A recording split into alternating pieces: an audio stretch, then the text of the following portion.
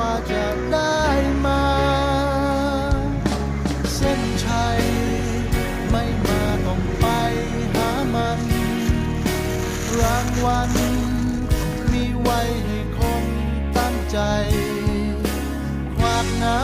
ำทิ่มแทงก่อนผ่านพ้นไป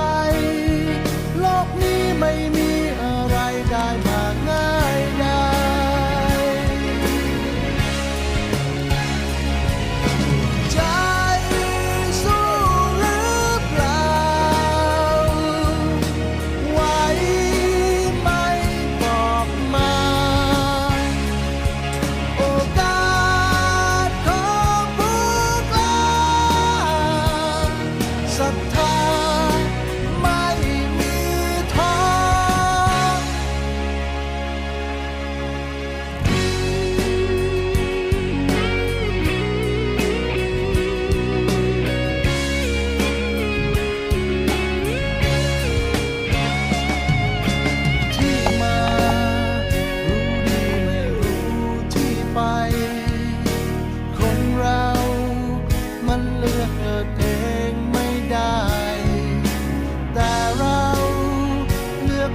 จะเป็นเช่นไร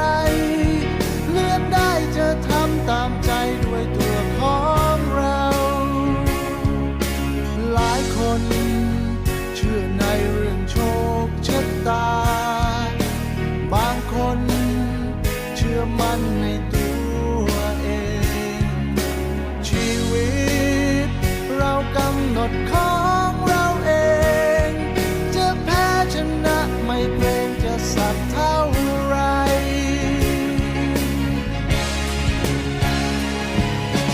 ใจสู้หรือเปล่าไหวไหมบอกมาโอกาสของผู้กล้าศรัทธาไม่มีท้อเรื่องราวมากมายบีบคั้นกายและใจโอนอ่อนหวั่นไหวต่างก็มีเหตุผล